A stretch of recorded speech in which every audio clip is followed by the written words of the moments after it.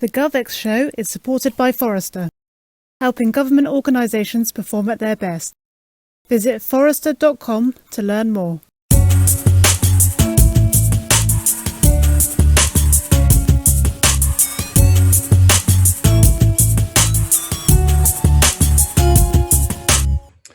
Hello and welcome back to the GovX Show. I'm James Smith, Content Director here at GovX Digital, and I'm delighted to announce that we have finally reached the quarter century mark with episode 25. And if you're viewing the video, you can see the influencer megalomania in full display with my choice of Zoom background. So I've been struck by the number of people moving into CIO and other leadership positions within IT in the annual New Year, New You career reshuffle. So today we're going to be taking a look at the CIO role in local government and what distinguishes it from CIO roles in other verticals, as well as, I suppose, what it takes to be successful and get promoted. Now, I was clearly promoted to the level of incompetence a long time ago, so I thought I'd bring in GovX Digital's General Manager of Government, David Wilde, to provide some expert commentary. So David clearly knows his onions, as during his time in local government, he was CIO 3 successive times, board level responsibility each time, ending up at everyone's favourite local authority, Essex County Council. As a proud Essex man, it's certainly my favourite local authority. So let's hear how he got the keys to the executive bathroom. So what is your primary purpose, and how would you describe it as differing from that of a CIO in other organisations, both in the public sector and in the private sector? The primary purpose of a CIO in any local authority, really simple: make sure that the IT works. Sounds mad, sounds old-fashioned, but if the IT doesn't work, you can't then have the conversations you need to have with your organisation about what IT can bring to its population and to the place that that council represents. So first, make sure the stuff works. Second, once you've got your seat at the table and people trust you, then start to educate that council about just what IT can do to improve people's lives. So How's that different from other organisations? If you look at health, the first point is common. You look in the private sector, the first point is common. Making sure the IT works, sticks with all sectors. What makes it different is in health, you then move into how can you use technology to help people recover and actually live healthier lives. If you work in the private sector, you're then having conversations about how you can use technology to drive up profits or grow your markets. When you're in central government, you'll be looking at persuading people to understand what IT can do to deliver big policy promises by the government of the day. But we've seen technology become ever more pervasive within organizations. So what impact has that had on your role in local government as a CIO in terms of broadening the responsibilities? Where do they start and end? Because presumably if it touches every part of the organization, you could be preoccupied with meeting the short-term requests of everyone in the organization, but how do you carve out and prioritize in that role? Yeah, and I do wonder, you say we might have primitive technology, but the way my meetings get booked where we're all working virtually, I think some people think that we've invented teleportation. Nobody's heard of a 5-minute break between meetings, but hey, you know, that's the kind of world we live in now. But I actually quite like a coffee break every now and then. I think our challenge today and going forward is about keeping pace with how our technology is moving. You know, it is developing very, very quickly, and probably one of the biggest challenges now for CIOs is how to work through all of that rapid change and actually bring people back down to earth about when is it a good time to engage in new technology and how we're actually going to use it in a real world. So bringing tech to the table and being able to articulate how it can make a difference to people's lives in local government is kind of what we're all about. Rather than isn't cloud cool? Well, yeah, cloud is cool if you can explain why it's cool. What is good about cloud is it enables us to share information and collaborate with other organizations. Okay, great. So what good is that for a resident? Well, actually, if we're able to do that, we can make better decisions. Yeah, great. You make better decisions. How's that good for the resident? Well, if those decisions mean that we can provide services cheaper or quicker, or we can help solve a complex problem, we're then getting into some answers about what technology can do.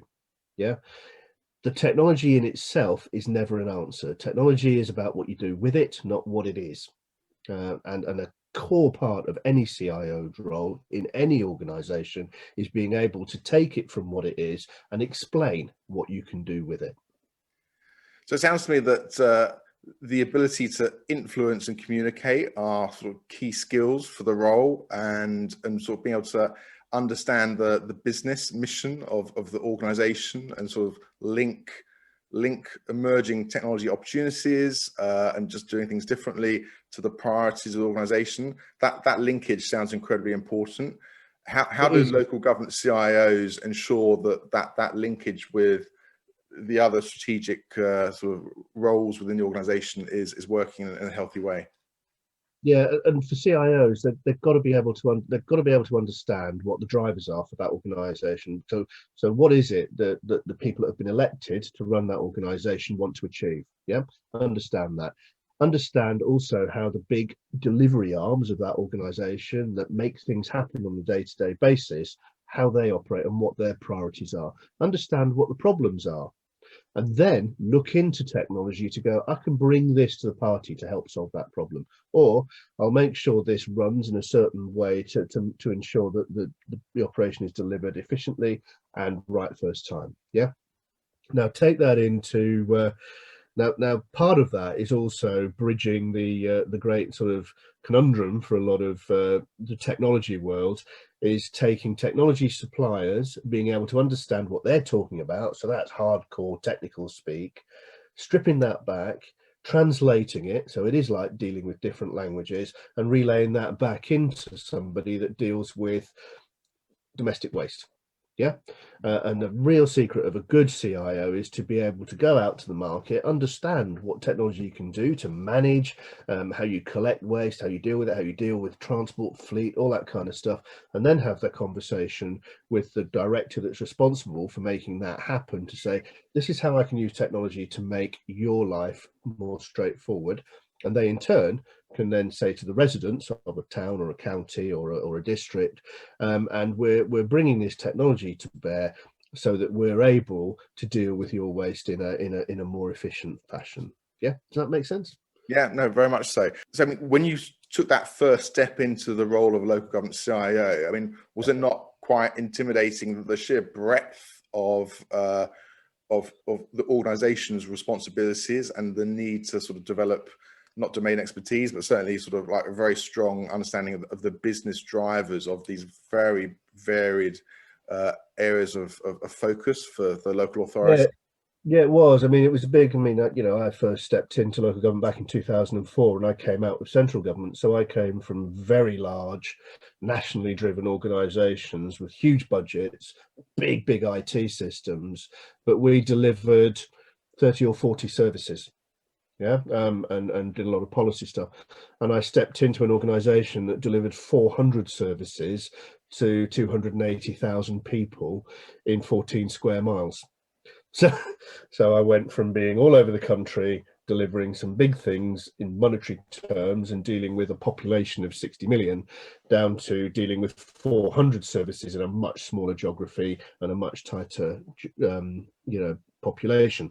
So my first challenge in that was to get my head around all this stuff. And I came out of the government department responsible for local government. So I knew the services existed, but being in a department responsible for local government and being in local government, it brings home to you, actually, it's great to see some charts about 400 government services or 450 government services, and then sitting in an organization saying, no, we're actually doing this 7 days a week, 24 hours a day. And that was fascinating. The big thing that stood out for me was how many different IT systems a local authority has as a result. Yeah. That was my first big sort of surprise. The second big surprise that came out when I first stepped in there was how little all the bits of that local authority knew about each other. So there are lots, 400 services, very, very focused on each of their own. And if you asked somebody in social care what they knew about economic development, it was nothing. So, but as a CIO, I had to know about both. So not only did we have 400 services, unlike the rest of the local council, in technology, you have to have a good understanding of how those 400 operate, and how the technology fits with them. And then you start getting into the conversations about actually how can you do this more efficiently? How can you share things across those different services? How can you join up some of them? Because some of those services, a piece of information in one area could significantly improve the delivery of a service in another area. Yeah. And that's when I went from the oh my god moment, this is big and complicated, to that actually it's like having a big pile of Lego and you can actually build some really cool stuff with it with the right people.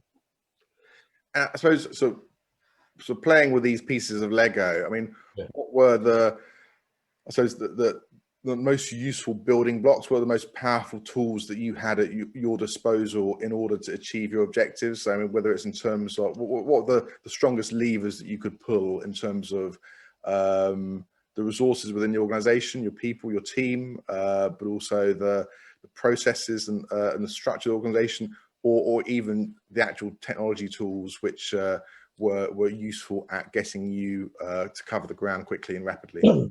There were a couple of simple things that we did from the outset, which is all those 400 services, very complex, everything else. But actually one thing everybody that worked in all of them had in common, they wanted computers that worked quickly and could actually get them out and about to deliver their jobs. Back then, the big levers I had out there was one, understanding what the whole workforce wanted from the core IT, from the thing that they actually worked with every day, the core device. Yeah.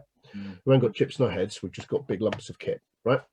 So that was the first thing. The second thing was how you can make it work reliably.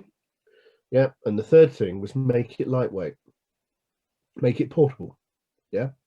So we set up a project back in 2004, which was, and it's stuck with me ever since. I've used it everywhere else.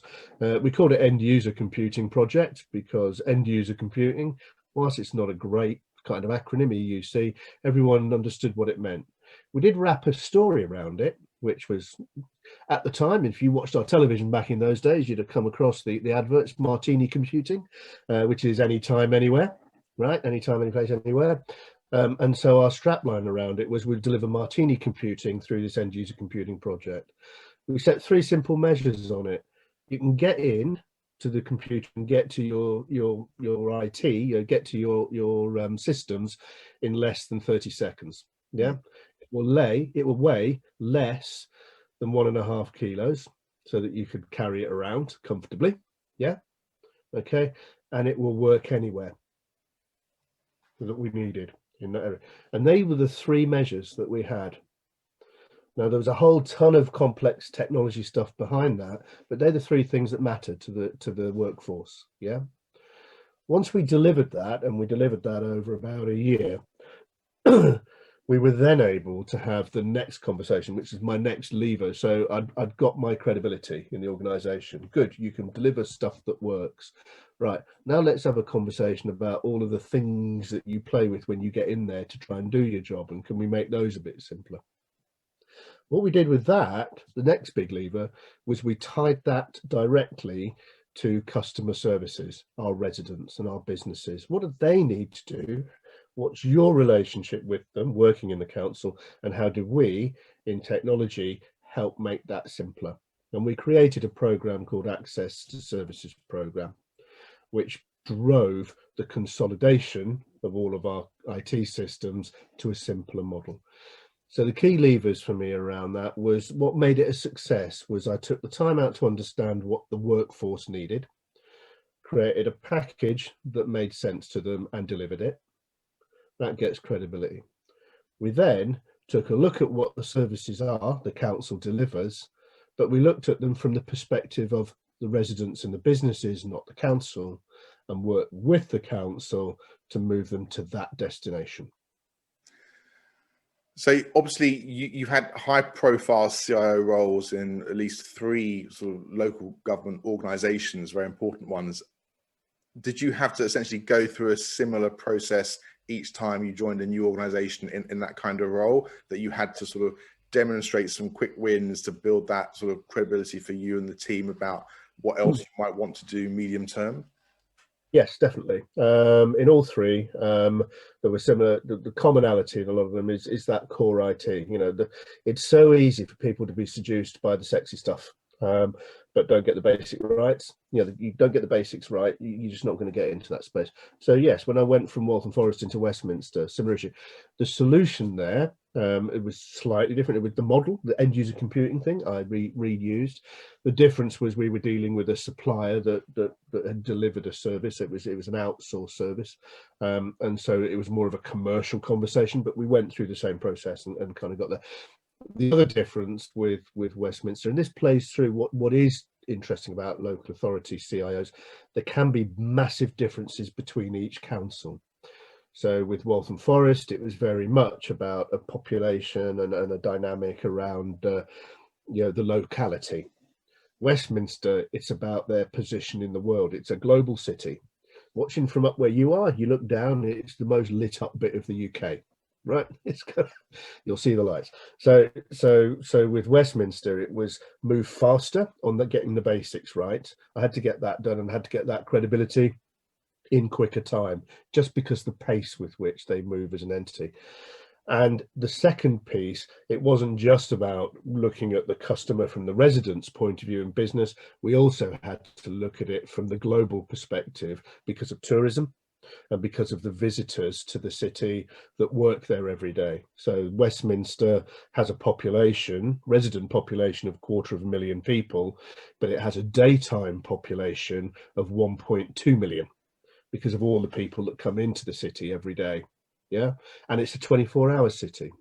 So that number, that population doesn't go down till 4 o'clock in the morning and starts going up again from 5 o'clock in the morning. So the dynamic is very different. But the core principles are still the same: access to service, understand that, and then work with that relationship. What also came through in Westminster, more so than in Waltham Forest, and this is part, I think, of the evolution of technology, was in Westminster we started to see data becoming more prevalent. Yeah, so it became less around systems and less around tech. Well, that was still there, but a new addition, if you like, is probably a better description, was what can we do with all this information we're collecting to help us target and deploy resources to do things. And it began with CCTV. So because of the population of people we were dealing with, how can we use that data to target our crime prevention efforts and our ability to move traffic around in such a densely populated area?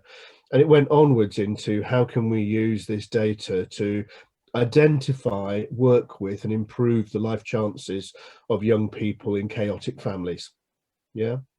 And I take that onwards into Essex, where again, a very different dynamic, where I went from dealing with a global city, 250,000 plus 1.2 million sort of transient population, to a huge geography with over 4,000 miles of roads and 1.5 million people, but spread out in a large countryside, yeah, with a bunch of urban centres. And again, the same thing happened. I did another EUC. You've got to get that basic credibility right. We followed on quickly around the customer piece and we worked that through too. But the other piece that came through there, because of the complexity of local government in a county, I started to forge relationships with the other local authorities. There are 15 of them, as well as the county, and building relationships and working with them so that we could start joining up our services. And we did that initially at a core infrastructure level, networks. We were all buying our network separately from individual companies, and actually quite often the same company, but paying for it, you know, time and time again. So we brought that under an umbrella single contract, which was the Essex Next Generation Network, which then enabled us to start working across our different sites so that our end user computing could work genuinely anywhere. But it also meant we could share systems. That was great. It also meant we could start to share data. And then we took that on as I was there, during my time in Essex, to start to connect with other government agencies, Department for Work and Pensions, National Health Service, and we started to grow it from there. So the CIO, and that gives you, I hope, a flavour. The CIO role evolves with its geographies and its populations, and has to evolve with the organisations it works with, but it also has to look beyond the local council and think about the locality and how they can support how that can operate better. So I'm hearing that you're constantly sort of trying to ensure and maintain and preempt perhaps alignment within the organization in terms of the organization's responsibilities. You're looking externally at the sort of the key stakeholders and partners of your organization to sort of look for opportunities to align there and to sort of achieve easier wins. And at the same time, obviously, all of this is against the backdrop of, I suppose, needing to be expert on emergent technologies and new capabilities as they develop on the IT side. So perhaps that's the last of the things we can look at was, what approach did you take to ensure that you and your team were comfortable to have those conversations about what these emerging capabilities could bring to your council? Yeah, and I think that's about growing and sustaining a very strong and deep understanding of what the technology market really is. Yeah. And the digital market, and I put them both in the same camp because they are. And what do I mean about that? I mean, it's being very clear about the fact there are some discrete worlds. I like using Venn diagrams on this kind of thing. So there's connectivity, there's networks, there's devices, end user computing, there's storage, cloud, there's applications. These are discrete areas that you need a good grounding in. Now, what I do with my teams, and this is key on building a successful technology team, is I make sure that I develop expert domains within the technology teams and the digital teams that I can reach back to and that can actually give me in-depth knowledge. So application support functions, having really good domain knowledge around what's going on with business systems, core IT, architects. You cannot operate effectively these days without good enterprise architects that I can work with, that can take these Venn diagrams and overlay them so I can see how they all work together. Yeah, that then gives us a good rounded position of where the market is, but also gives us the opportunity to look forward. What's coming through? What's new? And part of that for me is always being able to demystify what's coming through. So what's the hype, what's real, what's worth spending some time investing in and looking at bringing on board, and when's the best time to do it. Core part of any CIO's role. You absolutely should be setting out for the organization, not what you're spending on technology today, but what the opportunities are for the next 4 to 5 years. I wouldn't go much beyond that because of the pace of change. That's good, that's far enough.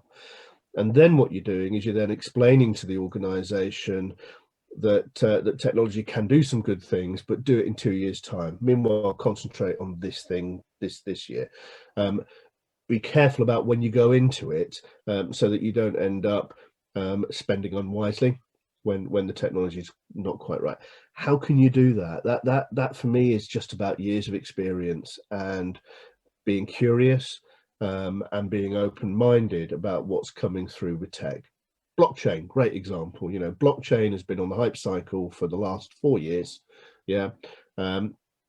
Has it come through yet as a mature product? No, but is it beginning to show signs of being something as a mature product into technology? I think it will do in the next 2 to 3 years. What I do know in a local government environment is blockchain is probably 4 years out. I also know in a health environment, because of the work I've done with the NHS, blockchain is almost here, because as a means by which you can securely manage things like vaccines, yeah, and other complex data, blockchain has a role to play. So it's being able to think in those kind of ways to help the organ, and that's where your USP as a CIO comes back to the organization. If they can see that and they don't have to worry and they have confidence that you have got a grip on that market and are feeding it into how the organization wants to move forward, you're adding value. that is also how you end up getting to the board table. Obviously, you got to the board table, and so I suppose so. Obviously, you got to the boardroom table, and looking back at your career, what are the key attributes that enabled you to be so successful?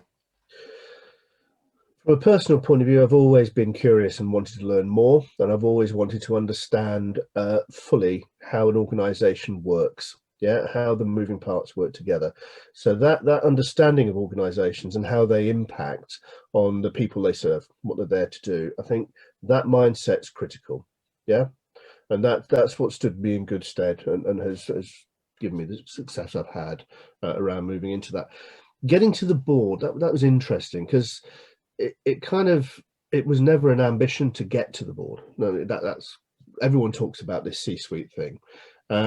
I ended up there by virtue of the value that I brought to the organisation and a recognition of that, and that happened both in Westminster and also happened in Essex, and by doing that, you are becoming part of that decision-making process by virtue of demonstrable value. Being added to the organization.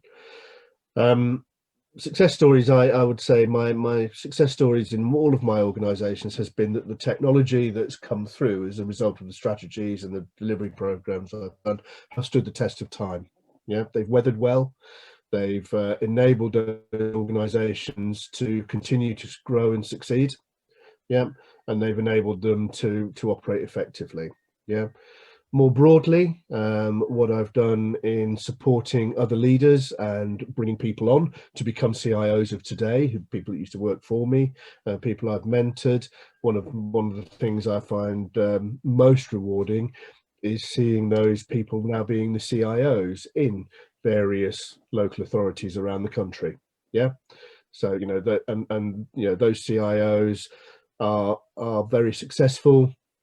They're out in counties, they're in London boroughs, and that means that I must have done something right in educating them and supporting them in growing on. The other area is in how I've helped the supply side, so the vendors out there understand better what it is local government needs. So some of the success stories around that have been around how I've seen some of the software shape and shift with big companies like Civica, where I've worked with their board many years ago, in terms of how they position their products and services to deliver better services into local government. So all three of those things I'm proud about. The last bit, I think, is what I've always had, and it's largely down to sort of my policy experience, I think, is seeking to understand the political arena that public sector works in.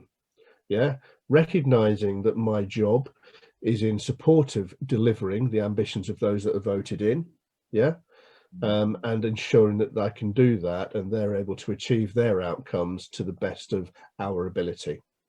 And that is probably the most unusual trait. I think you don't see enough of that in the technology world, and we don't see enough of that in CIOs. And I think for CIOs and technology to become more visible in the board environment, is they need to get much better at that and explicitly recognize how they bring technology to the table as something that improves life chances, improves quality of life, improves the circumstances of a geography and a demography that you're working for. Some great advice there from David, and we've recapped some of the key themes in the show notes of today's episode. So if you'd like to join us for an upcoming episode, perhaps to share your organization's successes and future plans, or be dazzled by my extensive collection of Indonesian shirts, do drop me an email at james@govx.digital. We'd love to hear from you. But until the next time, be careful out there.